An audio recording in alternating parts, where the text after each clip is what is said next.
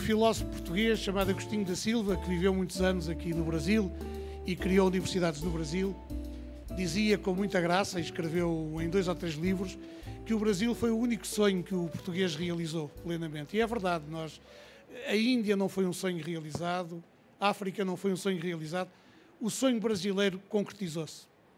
Concretizou-se na língua, concretizou-se na extensão, na dimensão, e depois, naturalmente, o Brasil foi sempre um horizonte de esperança e também de evasão em momentos críticos da história portuguesa. A vinda da corte em novembro de 1807 aqui para o Brasil, que, como todos sabemos também, há perspectivas críticas diversas sobre isto, mas é realmente o que vai abrir o caminho para a independência do Brasil. E depois, em momentos históricos diferentes, seja por razões revolucionárias, seja por razões diferentes, os portugueses foi sempre para aqui que vieram. Eu acho que Portugal é um pouco o avô que não emigrou, não é? E em momentos críticos como aquele que Portugal hoje atravessa, o Brasil é sempre um grande país da esperança. E é um sítio para onde os portugueses hoje voltam a, se não digo a emigrar, pelo menos a pensar em emigrar. Por uma razão que é óbvia, a língua é a mesma, vocês têm mais dificuldade em entender-nos do que nós a vocês. Não tem só a ver com a música e com as novelas, tem a ver com a maneira como falamos o português. E nós, na realidade, temos o português que os portugueses falam é um português que está a emudecer, que está a ensurdecer, está a perder o colorido das vogais, e o Brasil tem essa magia na maneira de falar o português, que é abrir as vogais e falar de uma forma cantante. E isso é muito mais sedutor para quem ouve o português sendo estrangeiro, muito mais facilmente aprende e se identifica e se deixa seduzir pelo português do Brasil do que pelo português de Portugal. Mas sem dúvida que a música, o Brasil é hoje, como muitos saberão, e se não sabem ficam a saber, o Brasil é a segunda maior potência musical do mundo, muito perto dos Estados Unidos. O peso da música brasileira no PIB brasileiro é absolutamente impressionante e muitas vezes isso permite-me afirmar, como dirigente da Sociedade Portuguesa de Autores, que é possível a cultura contribuir para a recuperação económica dos países, para a sua riqueza, para a criação de emprego. A maneira como a indústria cultural no Brasil vive da música é absolutamente impressionante. Na realidade, a música está em todo lado e essa música chega em grande quantidade a Portugal. Não só porque importamos a música vinda do Brasil, mas também porque há muitos brasileiros que estão imigrados em Portugal e que fazem música em todo lado. Aliás, o brasileiro faz música em qualquer lado. O brasileiro é a música. E, portanto, essa música vai-nos contagiando, vai-nos contaminando. Por outro lado, a presença da novela é também uma forma de nós reencontrarmos o português com o qual perdemos contacto há muito tempo, dito, pensado e sentido de uma maneira diferente. E o papel da novela foi realmente muito importante. Não só porque reencontramos um imaginário que não conhecíamos ou conhecíamos mal, mas também porque deu aos portugueses uma maneira não preconceituosa de ouvirem falar português. Eu ainda ontem dizia à professora Susana Ventura que é fantástico nós descobrirmos de que maneira é que provérbios portugueses do século XVII, século XVIII, que a minha avó ainda usava na primeira metade do século XX, renascem em Portugal através das novelas. Uma expressão, por exemplo, é tira o cavalinho da chuva, não é? Que nós usávamos muito e deixámos de usar e hoje voltamos a usar, sobretudo os mais jovens, porque na novela aparece muito, olha, tira o cavalinho da chuva. Não é? E nós voltamos, portanto, há um renascer da cultura proverbial a partir do Brasil.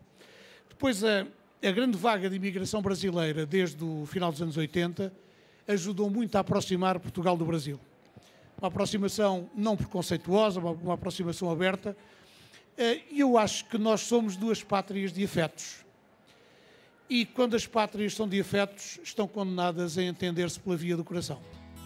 O dia finda e é o dia que começa, laborioso, intenso, sem tempo para a fadiga, vertiginoso como sempre foi, nesta Babel que, falando português, fala tudo o que é preciso falar para ser cosmopolita e universal, seguindo o sonho de Orfeu, que a incendiou com a utopia modernista dos anos 20, depois de todos os medos a terem fustigado, o da gripe, o da geada, o dos gafanhotos, o da guerra e até o das greves, nesse turbilhão que lembrava ainda o sonho bolchevique na praça que se tornou vermelha, mas também os dobres de finados, o choro dos filhos, das viúvas e das amantes, enquanto a pneumónica fazia a sua lavra inclemente, com 1918 a chegar ao fim e a grande metrópole a crescer em todos os sentidos, vocábulo indomável, num poema de Ribeiro Couto que a evoca e celebra, cidade imensa e rara, onde o infinitamente pequeno se torna infinitamente grande,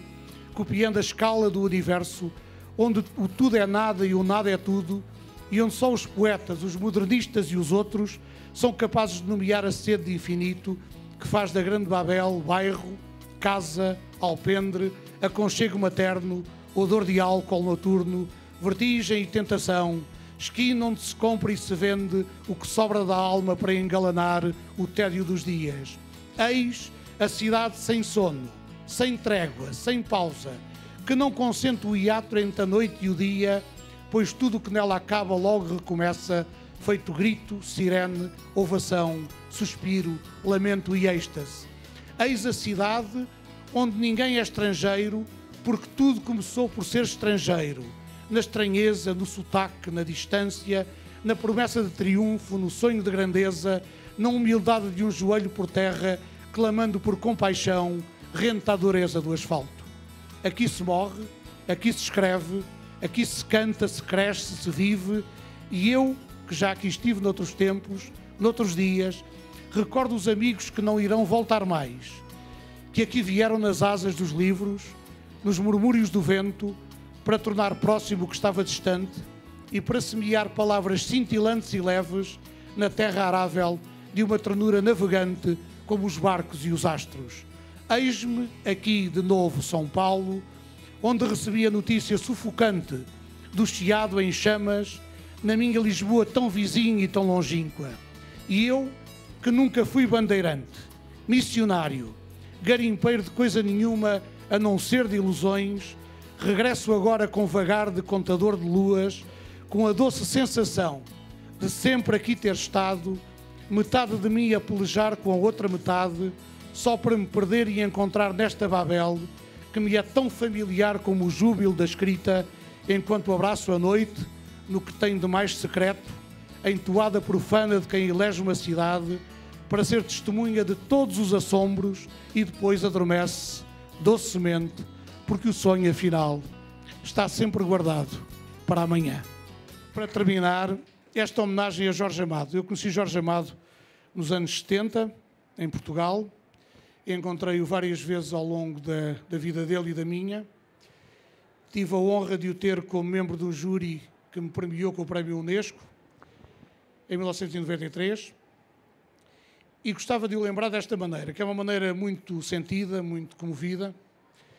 E o poema chama-se Jorge Amado ainda ontem, ou retrato nostálgico com livros. Meu pai chamava-se Jorge e era amado. Muito amado por mim, pela minha mãe e pelo nosso perdigueiro preto, que não resistiu ao desgosto de ver partir, antes de tempo, o seu dono amado. Morreu antes do inverno, seco e triste como uma árvore, velha e seca, em silêncio. Jorge Amado entrou na nossa casa por um íngreme subterrâneo da liberdade que o meu pai, com ânsia de luz, escavou com as suas próprias e doces mãos, só para podermos partilhar o pão e o vinho com os capitães da areia dos nossos sonhos, de gente boa, que o medo vergava e carcomia. Eu cresci chilreando com esses capitães valentes, dentro dos livros que o meu pai guardava só para mim. E havia também o Diário de Anne Frank, o ABC de Castro Alves, o Atalho dos Ninhos de Aranha de Calvino, tantos livros para eu ser livre, tantas palavras para eu me tornar homem feito, tantos anos que passaram sem que eu os esquecesse. E lá no fundo, o rosto sereno do meu pai Jorge, com um bigode igual ao de Jorge Amado, no tempo em que as palavras eram pedras e as celas muito mais do que metáforas espirituais. Partiu o meu pai subitamente, como as estrelas, quando lhes dá para se apagarem de vez, e ficaram os livros de Jorge Amado, a sua sabedoria baiana, o seu saboreado amor à vida, a sua vagarosa voz.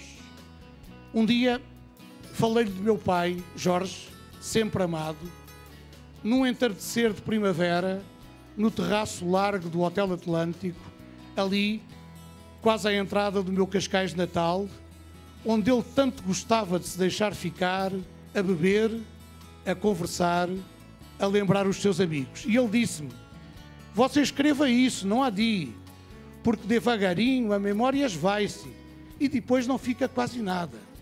E eu assim fiz, porque o conselho partiu de Jorge Amado, escritor amado por mim e por meu pai Jorge, que às vezes dizia: este homem bem merecia o Nobel. Era verdade e era justo, mas nunca veio. E eu acho que ambos os Jorges, o baiano e o meu pai, morreram um pouco tristes também por causa disso. Dizem-me agora que Jorge Amado nasceu há 100 anos. E eu acredito. Embora tenha sido ainda ontem que o ouvi murmurar-me ao ouvido, jovial e terno: se você encontrar seu pai, por favor lhe diga que sempre gostei muito de ter leitores como ele.